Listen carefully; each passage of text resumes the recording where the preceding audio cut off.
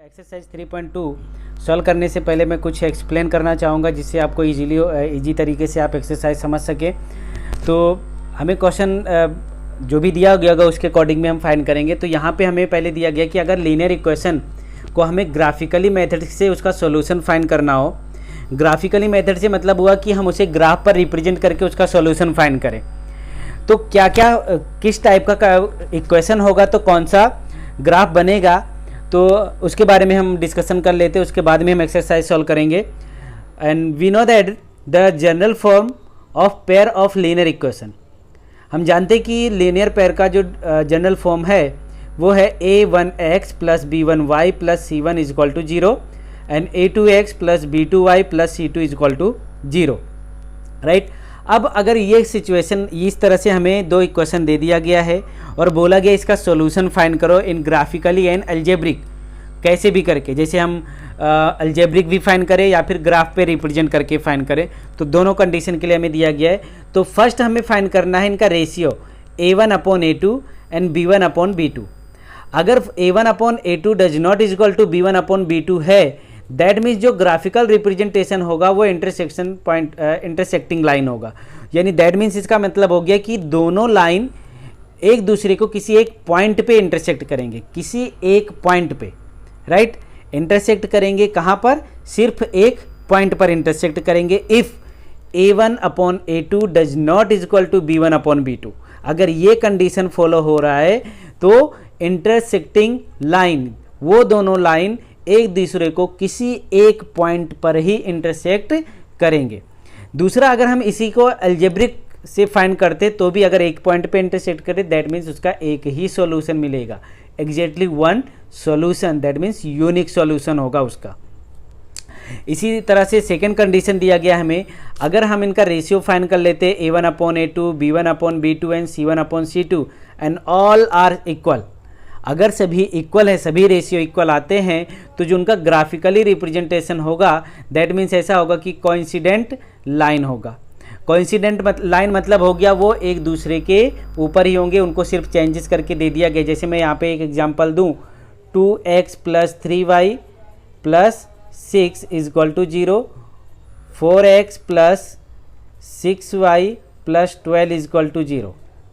ये दोनों अगर हम यहाँ पे चेक करें तो दोनों का जो रेशियो है a1/a2 b1/b2 एंड c1/c2 ये सभी इक्वल आएगा। और यहाँ पे अगर हम फाइंड करें तो दोनों इक्वेशन सेम है, क्योंकि यहाँ पे 2 से सिर्फ मल्टीपल कर दिया गया है और कोई भी कांस्टेंट नंबर को हम किसी भी इक्वेशन में मल्टीप्लिकेशन कर सकते हैं। तो यहाँ पर ये कोइंसिडेंट हो गया, ये मतलब हुआ कि उसी जैसा कोई एक लाइन है और उसी के लाइन के ऊपर दूसरा लाइन दे दिया गया है, यानी एक ही लाइन है उसे दो फॉर्म में कन्वर्ट कर दिया गया है, उसी को हम कोइंसिडेंट लाइन कहते हैं। और इसका होगा इनफाइनाइटली मेनी सॉल्यूशन, यानी दैट मीन्स ये बहुत सारे पॉइंट्स पे इंटरसेक्ट कर रहे हैं, इसलिए इसके इनफाइनाइटली मेनी सॉल्यूशन होगा। जो थर्ड कंडीशन हमें दिया गया है, थर्ड कंडीशन है a1/a2 b1/b2 and c1/c2। If a1/a2 are equal to b1/b2 does not is equal to c1/c2, that means जो ग्राफिकल रिप्रेजेंटेशन होगा वो होगा पैरेलल लाइन। यानी इसका मतलब हुआ कि कोई दो अगर हम लाइन बनाते हैं तो वो कभी इंटरसेक्ट करेंगे नहीं, और अगर वो इंटरसेक्ट नहीं करते हैं दैट मीन्स उनका कोई सॉल्यूशन भी नहीं होगा, राइट। तो ये तीनों कंडीशन अगर हमें अच्छी तरह से लर्न है तो हम एक्सरसाइज 3.2 इजीली सॉल्व कर सकते हैं।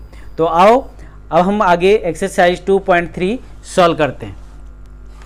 तो यहाँ पर हमें दिया गया है question number 1, form of pair of linear equation in the following problems and find their solution graphically. यहाँ पे हमें बोला गया है कि एक प्रॉब्लम्स दिया गया होगा, व्हाट्स प्रॉब्लम, उस पर से तुम्हें इक्वेशन फाइंड करना है और उसके ग्राफिकली उसे सॉल्व करना है। तो हमें क्वेश्चन क्या दिया गया है, 10 students of class 10th took parts in a mathematics quiz. If the numbers of girls is 4 more than the numbers of boys, find the number of boys and number of girls who took parts in the quiz. यहाँ पे हमें बोला गया कि total 10 students class 10th के उन्होंने mathematics quiz में parts लिया है, जिसमें से जो गर्ल्स है वो 4 मोर देन है, यानी अगर हम सिंपल सा बात करें कि अगर सपोज कर लो कि 10 बॉयज़ हैं तो 14 गर्ल्स होंगी, 4 गर्ल्स मोर देन है। तो हम इसे पहले इक्वेशन इसका बनाते हैं, किस तरह से बनेगा। तो हमने सपोज कर लिया कि number of boys is x and number of girls is y, और टोटल स्टूडेंट्स कितने हैं 10, राइट। टोटल स्टूडेंट 10 है, that means x plus y is 10। So equation number 1। Now second condition की अगर हम बात करें तो सेकेंड कंडीशन में हमें दिया गया number of girls is 4 more than number of boys, right. तो यहाँ पे 4 बॉयज़ कम है गर्ल्स से, इसलिए हमने बॉयज़ में अगर 4 हम प्लस कर देते तो गर्ल्स के इक्वल में हो जाएंगे। तो सेकेंड इक्वेशन हमें ये फाइन हो गया। तो ये हमने अलजेब्रिक इक्वेशन फाइन कर लिया है। अब इसे हमें ग्राफिकली अगर हमें फाइन करना है तो हमें कोई भी 3 सॉल्यूशन फाइन कर लेना है। इक्वेशन 1 को पहले हमने यहाँ पे y को सब्जेक्ट बनाकर 10 माइनस एक्स कर दिया, और यहाँ पर अब हम x की कोई भी 3 वैल्यू रखेंगे और हम y फाइन कर लेंगे। तो हमने यहाँ पे फाइन किया x is equal to 5 then y is equal to 5, x is equal to 3 then y is equal to 7, x is equal to 6 then y is equal to 4, right. तो इस तरह से हमें फाइन हो जाएगा फर्स्ट इक्वेशन से। Second equation को भी हम इसी तरह से y को यहाँ पे सब्जेक्ट बना देते हैं और इसे सॉल्व कर देते हैं। तो x इज इक्वल टू अगर हम 3 लेते हैं तो y इज इक्वल टू 7 होगा, x इज इक्वल टू -3 लेते हैं तो ये 1 फाइन होगा, x इज इक्वल टू 0 लो तो यहाँ पे y is equal to 4 find होगा। अब इसे हमें क्या करना है, इन्हें हमें ग्राफ में प्लॉट कर देना इन पॉइंट्स को। If x is 3 and y is 7, तो x को हमने 3 लिया और y को 7 लिया। If x is 5 then y is also 5, if x is 6 then y is 4, और इन तीनों पॉइंट्स को हमने ज्वाइंट किया तो हमें यहाँ पे फाइंड हो गया एक लाइन। इसी तरह से अगर हम फाइंड करते हैं सेकेंड का तो -3 और 1 फाइंड होगा, प्लॉटिंग करेंगे, राइट। -3 एंड 1, तो ये हो गया हमारा -3 और 1 पॉइंट। सेकेंड 0 एंड 4 का फाइंड किया हमने। इसके बाद में हमने फाइंड किया 3 और 7 का, और इसे हमने ज्वाइंट किया तो एक दूसरा लाइन हो गया। और अगर हम यहाँ पे चेक करें तो ये दोनों लाइन एक पॉइंट पे इंटरसेक्ट करे, और जिस पॉइंट पे इंटरसेक्ट करते वही उसका सॉल्यूशन होता है। तो किस पॉइंट पे कर रहे हैं, 3 और 7, that means the 3 and 7 are the solution of this equation, right, या सॉल्यूशन ऑफ दिस प्रॉब्लम। अब हमें फाइंड करना है number of boys and number of girls. So हमने x को क्या सपोज किया था, नंबर ऑफ बॉयज़, तो x is 3, that means number of boys is 3, and y को हमने सपोज किया था number of girls, so 7 is number of girls. तो इस तरह से हम इक्वेशन फाइंड करके उसका सॉल्यूशन फाइंड करके उसे प्लॉटिंग करेंगे तो हमें जिस पॉइंट पे इंटरसेक्ट करेंगे वो पॉइंट हमें फाइंड हो जाएगा। नेक्स्ट क्वेश्चन है क्वेश्चन नंबर 2, फर्स्ट का ही 2 है। तो 5 pencil and 7 pen together cost 50 rupees, whereas 7 pencil and 5 pen together 46 rupees. Find the cost of pencil and that of 1 pen, right. हमें यहाँ पे फाइंड करना है cost of 1 pen and cost of 1 pencil. तो हमने यहाँ पे find कर लिया, पहले टेक कर लिया हमने, the cost of 1 pencil is x and cost of 1 pen is y। अब फर्स्ट कंडीशन के अकॉर्डिंग में अगर हम फाइंड करें तो 1 पेंसिल का अगर x रुपीज़ है, 1 पेंसिल का x रुपीज़ है तो 5 पेंसिल का 5x हो जाएगा, 1 पेन का y रुपीज़ है तो 7 पेन का 7y हो जाएगा, और टोटल अगर हम फाइंड करें तो 50 फाइंड होगा। तो हमने यही किया, तो 5x plus 7y is equal to 50। Second वाले में हम क्या करेंगे, 7x plus 5y is equal to 46। Second condition से हमें फाइंड हो गया 7x plus 5y is equal to 46। तो ये दोनों कंडीशन से हमें फाइंड हो गया इक्वेशन, अलजेब्रिक इक्वेशन।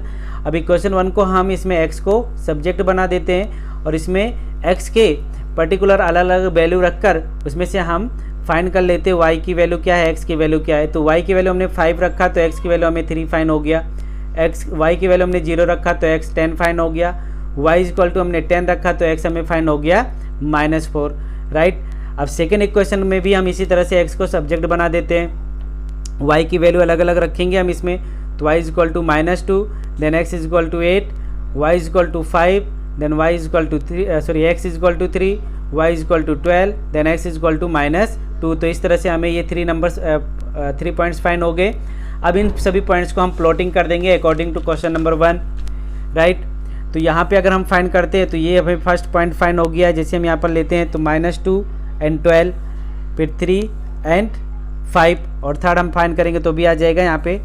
तो इस तरह से अगर हम प्लॉटिंग करके इनको ज्वाइन करते तो 2 लाइन हमें फाइंड होगा और ये किसी एक पॉइंट पे इंटरसेक्ट कर रहे 3 और 5 पर। तो यहाँ पे 3x हो गया और 5y हो गया।